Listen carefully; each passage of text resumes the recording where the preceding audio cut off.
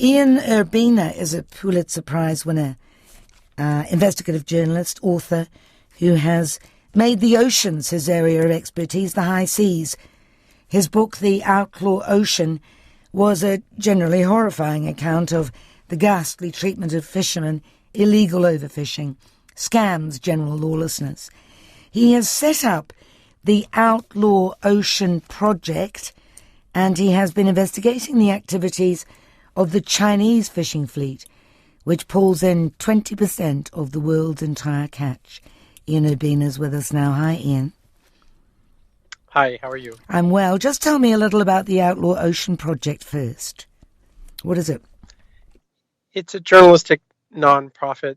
I started about a year ago, and really, after having spent 2 decades at the New York Times, I wanted to branch out and try some different things. And so I assembled a team, about 5 of us, and sort of doubled down on the focus area of writing long-form investigative stories about human rights, labor, and environmental abuses at sea around the world.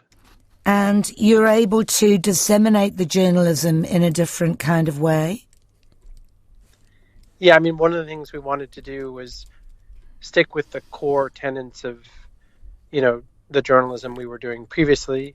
So not deviate in the quality or rigor, and ultimately produce, long written pieces for newspapers around the world, but then take that same reporting and content and translate it into other forms to try to reach broader and different audiences. And those forms could be animation series for Instagram, or a podcast series, or music, or a Netflix series. Just really try to not just put the reporting down after you've published the written story, but rather enable it to have more lives.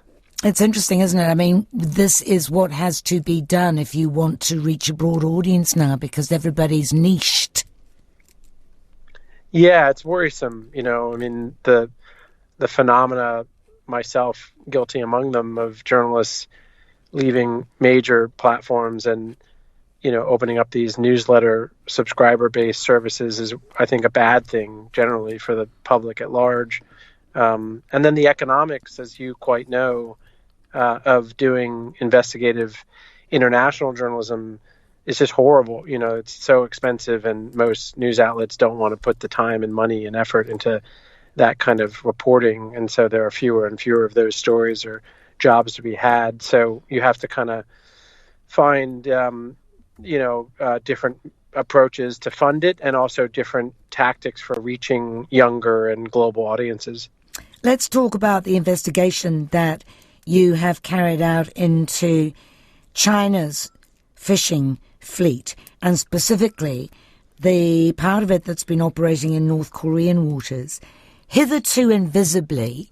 A, why invisibly? B, why is it visible now? Well, so the Chinese are a really interesting portion of the global distant water fleet. They're bigger than anyone else by a significant magnitude, and their motivations are more complicated. It's partially to feed their massively growing population, but there's also geopolitical ambitions in their maritime growth, and that has to do with oil and gas and, commercial throughway rights and, other factors. But the squid portion of the Chinese fleet is, one that's distinct in the sense that, calamari has become this, delicacy that you find everywhere in hotel menus and American, Italian, what have you, and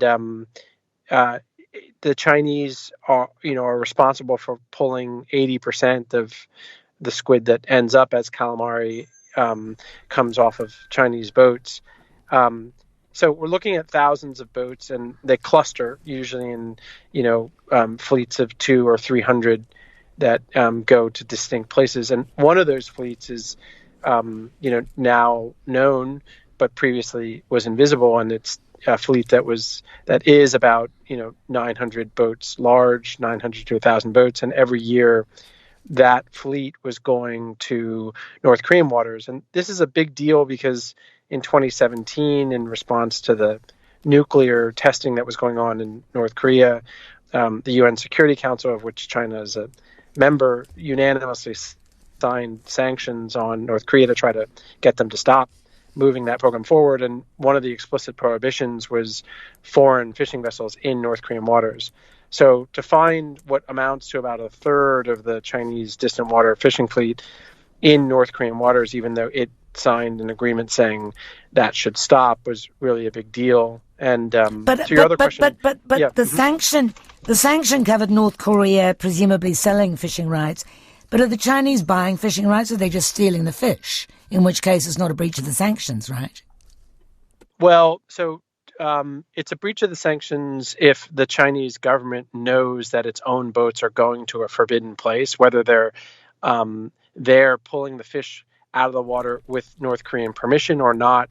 If the Chinese government is aware of its own boats entering a no-go zone, then the Chinese government is breaking the sanctions. Now, whether the North Koreans are selling the licenses to the Chinese government or not is a separate issue. If they are selling them to the Chinese government, then you have another layer of complicity and explicit violation. But even if the North Korean government was not selling those licenses to the Chinese government, but the Chinese government was aware that hundreds upon hundreds of its own boats were going to a place where they shouldn't be, that's a pretty serious violation. All right. This came to light, or at least a really gruesome phenomenon has drawn attention to this, and it's called ghost ships, ghost boats from North Korea washing ashore on Japan. Can you tell me a little bit more about that, please? Yeah, so globally, when one speaks of ghost ships, you're often referring to ships that simply go dark or turn off their transponders. And as such, they disappear from the ability of on-land authorities to track them, and therefore to sort of make sure they're not engaged in arms trafficking or human trafficking or drug smuggling or oil embargo breaking or illegal fishing, right? If you can't see the vessels, then there's a much better ability for them to engage in illegal behavior. And so ghost vessels refer to those kinds of vessels. These vessels in North Korean waters were obviously intending to be invisible. They were ghost vessels for that reason. But they were ghastly, as you quite rightly say, in another way, which is that large numbers of these so the Chinese vessels that were in the waters were ghost vessels in the sense that they were invisible. The ghastly issue that was unfolding in those waters had to do with North Korean fishing vessels. Right. And these North Korean boats. They're typically 5 or 6 men. They're wooden, they're old, they're rickety, dirty fuel. And previously they were fishing in their own waters and making it back to shore. But now comes the huge industrial vessels, hundreds of them, of the Chinese, and the North Korean boats are having to avoid them, and they're going much further out from shore to fish, and they're often getting stuck out there. They freeze to death, they get toppled by storms, their engine breaks down, they can't get back to shore. A number of factors ensue, but the result is many of these boats get stranded, and because of the currents, they end up washing ashore quite often with dead bodies on board on Japanese shores. And so there were large numbers of these vessels with dead bodies, North Koreans, on them washing on Japanese shores. And for a long time, no one was sure why.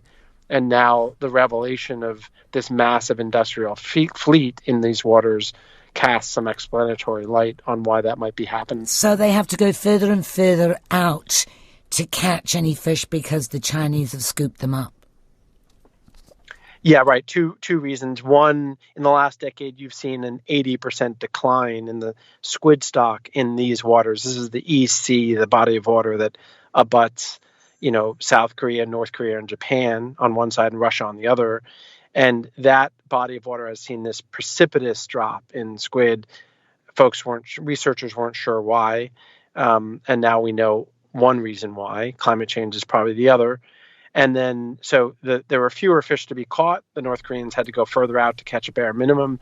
And then the other big reason was the Chinese industrial vessels are typically armed and pretty aggressive, and you need to stay out of their way. And if you're a small 5-man boat and there's a huge 40-man industrial vessel, and there are 300 of them, you're going to steer real clear of those guys. And that's the other reason that the North Koreans were having to go further from shore. In order to investigate this, you and your team bought your way onto a squid boat off the coast of Korea.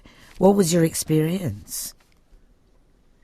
Yeah, so we were working in partnership with this team of international academics, North Koreans were not involved, but South Koreans, Japanese, Americans, who had worked with an NGO called Global Fishing Watch, which makes smart use of satellites to see things that might be tough to see otherwise. I should have asked you, actually, because earlier on I said, how come the Chinese boats have suddenly become visible? And that's the reason, is it? That's right. Yeah, Right. There was just this really scrappy, ingenious use of satellites to lay eyes on this body of water and see stuff that previously was invisible. Because and, they turned their transponders off. The transponders are off, so they can't be seen in that way. But because these are squid boats, and squid boats often use very bright lights at night to fish, a certain type of satellites are especially equipped to see bright lights in dark spaces. And using those satellites and other technologies, Global Fishing Watch and these academics were able to put dots on a map. And they brought the information to me, and this was kind of a big revelation. It's the largest illegal fishing fleet ever discovered. And so I said, look, why don't I assemble a team and actually go on the water and lay human eyes on these dots to verify that those are what you guys think they are. And so we, went to South Korea and went to the relevant port and paid, a squid boat captain, South Korean squid boat captain, to take us out to certain coordinates where we thought the Chinese would pass through on their way to their North Korean fishing grounds. And we waited. And lo and behold, there came the fleet. And we followed them, that small section of the fleet. It was 10 vessels. We followed those guys for a while, put a drone up, filmed them. And then they were not very happy by our presence and became pretty aggressive. And at some point, our boat captain decided it was getting a little too hot for his liking. And so we went back to port. What sort of aggressive are you talking about? In the maritime space, there are certain things you can do to warn other vessels that, you're not happy with what they're doing. Usually there's a radio interaction. In this case, the Chinese vessels would not respond to radio. Instead, they first flashed their lights, indicating that we were too close and they wanted us to back off. And then you make an S pattern, which indicates that you're not fond of being followed. And then the lead boat essentially made a U-turn and began coming at us as if to ram, and that's when we diverted course. Were you too close? No, we were in their wake. So, there's, not by any normal maritime standards, we were filming them and we were legally doing so. Don't forget, these are not international waters. The waters that we were in were South Korean waters. We had license to be in those waters and were allowed to be filming whatever we want out there. So we were not breaking any rules, nor were we doing anything dangerous. But the mere act of filming them was making them nervous because they were headed into forbidden waters, and that's what they wanted us to stop. I mean, you've covered the Chinese fishing fleet and its effects on other countries, Ghana, for example, in West Africa, where the local people are suffering because China is using loopholes to get around the law that all trawlers are supposed to be owned by Ghanaians. You mentioned Chinese geopolitical ambitions earlier. How much of this is fishing and how much of it is, as you say, geopolitical?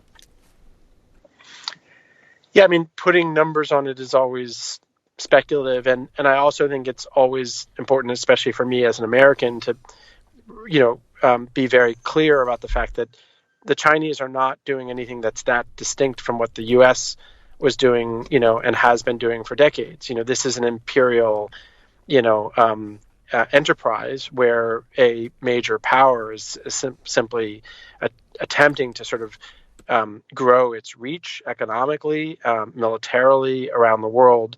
And it's doing so in legal and illegal ways, much like the U.S. has done for decades. So I just want to be careful that I'm not casting the Chinese in an unfair light in that regard. But I think that the proportionality here, and what's interesting and distinct here, is the extent to which the Chinese are attempting to do this through a maritime play, when the rest of the world is pulling back its funding towards navies and coast guards and really not leaning into that space. The Chinese are heavily subsidizing their fishing and other oil and gas exploration fleets, and really they're building islands in the South China Sea and the Spratlys, and they're really making a run at the void that's been created in that space. And then on land, the agenda here is often referred to as the Belt and Road Initiative, which is this multi-billion-dollar, ostensibly development plan. And probably actually in some ways, these are development dollars that are going into Africa and Latin America,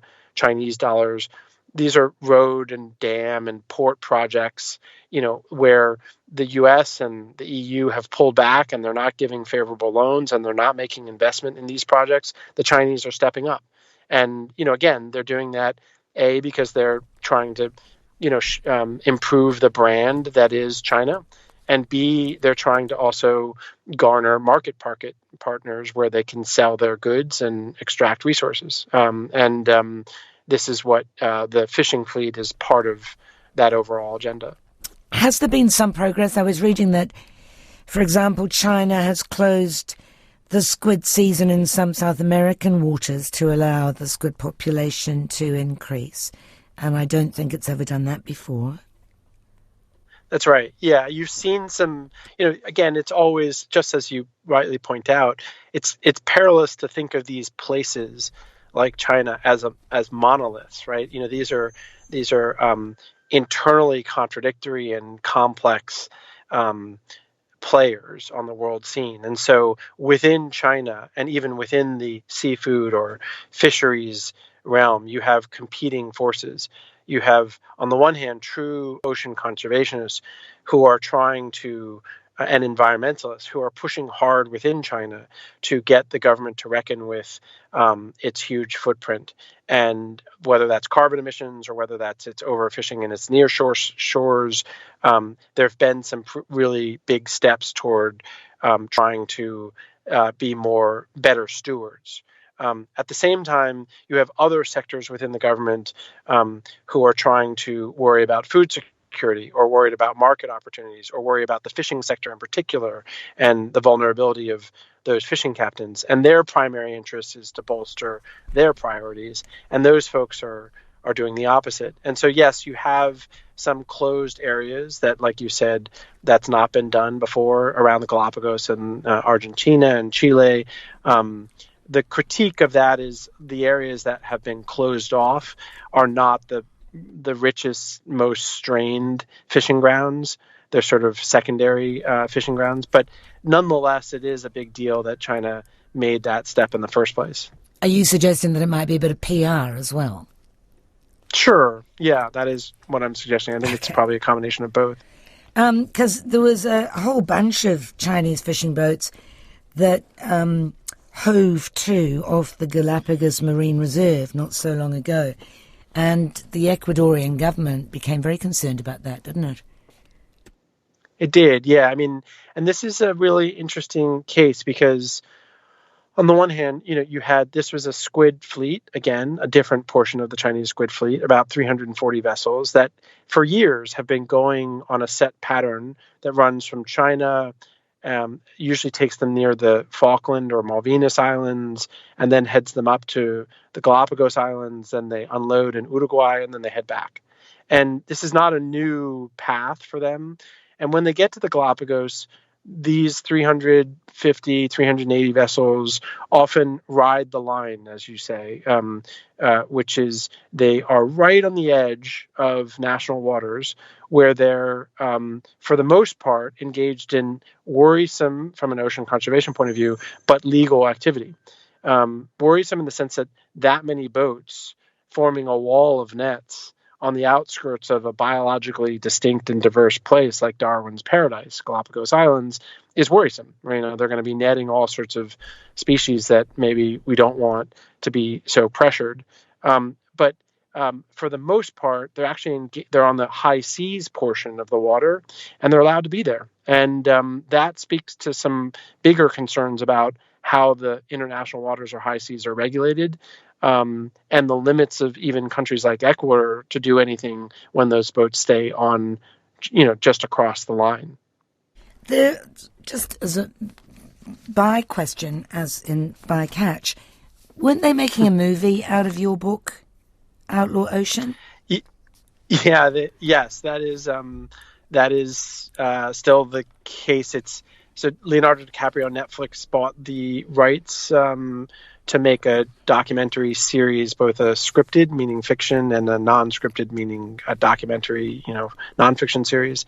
And that is still happening. And that team is sort of following our work as we go. Oh, that'll be interesting. Are you involved? I mean, are you involved in it? I'm involved and I'm not involved. The scripted, the dramatic side is really outside my specialty. So I am, consulted and updated and that sort of thing, but I don't have much value to add. The non-scripted side is where I live, writing those sorts of stories. They're following me and my team as we do the reporting, and that obviously I'm very involved in. There was a movie on last night called Buoyancy that somebody's drawn my attention to about fishing slavery and the plight of fishers. I don't know whether you've seen that. Buoyancy. I haven't. I have not seen it. All right. Just talking about how governments run their fishing programs. It's not only China, as you said, that offers huge subsidies to its fishing fleet. Japan does too. Other countries. Why? I mean, all right, so geopolitical reasons. Why else? Why would they spend so much money on an industry that can't support itself? Mm-hmm. A bunch of reasons. One, industries, whether it's railroad or the post office or construction workers or house painters or fishermen, have lobbyists, right? And those lobbyists, at least as maybe not as much in New Zealand, but certainly in the U.S.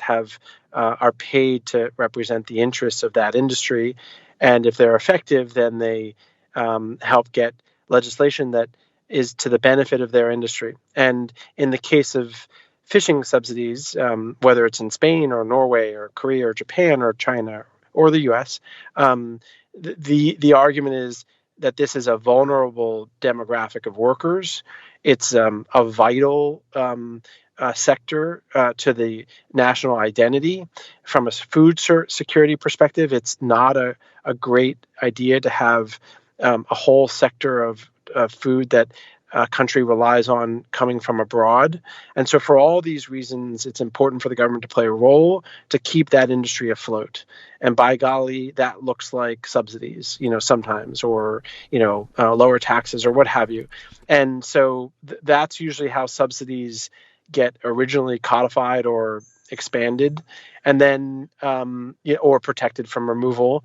And the subsidies are often, they're good subsidies and bad subsidies from the perspective of, from an environmental perspective. You have subsidies that are financial incentives to, say, decommission your boat because it's old and there are too many of them on the water, and we want to help you transition to another line of work like clam aquaculture or something like that that's not as detrimental. And so we're going to help pay for your re-education, and we're going to help pay for you to get the equipment, and those are good subsidies. Bad subsidies are, we're going to help you buy a new engine, or we're going to help you expand your fishing fleet and put more boats on the water. That contributes to overfishing, overcapacity, hyper competition that often has an unhealthy level of competition that steers folks into illegality and sea slavery and the like. I don't know about clam aquaculture, but aquaculture in general, aquaculture in general requires fish meal, and fish meal requires catching fish to feed the fish. Is that an advance on wild fish fishing? Yeah, I mean, you're spot on, and it's actually the nature of a piece I've been working on for a while. Aquaculture does not require fish meal, but it often uses fish meal. So to fatten up the fish, to get them, ready for market, that the ones that you're raising in nearshore pens or on land pools, the way that these farmers get their livestock, if you will, their farmed fish ready for market quicker is by supplementing their feed with these high protein pellets. Previously, historically, those were soy-based, but then the price of soy went up, and so a lot of the market shifted over to catching, wild-caught fish, meaning fish in the ocean that maybe average consumers and humans wouldn't eat because they're too small or they're sour or they're just not economical, but netting massive, massive amounts of this kind of forage fish, grinding it up, pelletizing it, and using that to feed the aquaculture. That is a very, very worrisome phenomena, in the aquaculture space. It's, accelerating ocean depletion so as to bolster aquaculture, and that's not really it's quite counterproductive. There are alternate, not yet price efficient, but alternate means of feeding aquaculture fish. But so far, the marketplace hasn't, on scale, made that alternate forms of feed viable. So quite to your point, aquaculture is a bit worrisome. Do you eat fish, Ian? I don't generally eat meat or fish, but that was something I, embraced a couple decades ago just as a college level whim, and I haven't gone back. I do eat what's put in front of me when I'm reporting or I'm a guest at someone's house. I try, especially when I'm on the job. Middle of the ocean on a Korean fishing boat. Yeah. You don't complain about the food, I imagine. Huh. Exactly. Huh. They don't tend to have tofu on a squid vessel, so I just eat whatever's in front of me, and I'm not squeamish about the taste or anything like that. But generally speaking, at home, I don't eat seafood. No, because given what you say and given what you've written, everybody's doing it wrong, really, aren't they? Mm-hmm. Yeah, I mean, that's a really good point, and one of the worries I have in my own reporting, in that, if not that, then what, right? Every supply chain has worrisome, global supply chain, whether it's tomatoes or shrimp or has probably worrisome things embedded within it. And, what is a modern consumer to do, and that's tough. I think there are some good outfits out there that try to tackle that issue, like Monterey Bay Aquarium and others that look at specific types of seafood and say, this type from this region of the world is higher risk when it comes to, environmental issues or human rights issues, and this, on the other hand, is lower risk. And they try to counsel people in their buying habits, but it's not an easy world to live in if you're trying to step away from these sorts of worries. A listener has asked whether you feel hopeful in the near future that, I don't know whether you've studied this, that precision fermentation of non-animal and no-fish proteins using yeast fermentation will collapse the international industrial fishing industry, like it may soon affect the global dairy industry. So you know where that person's coming from. I don't know. Seriously. Do you know anything about that? Huh? I'm out of my depth. I mean, I do.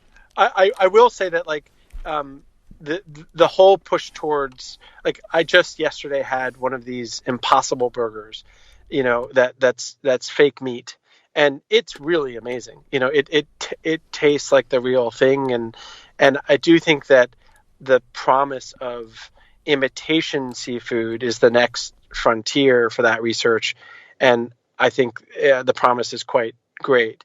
And I think shifting away from, shifting towards a plant-based diet globally is probably where we're going to have to head from a climate change perspective, and for so many other reasons too. Excellent to talk to you. Thank you, Ian. Ian Urbina is the investigative journalist who wrote The Outlaw Ocean. Now he's established the Outlaw Ocean Project. And there's a link to that on our webpage.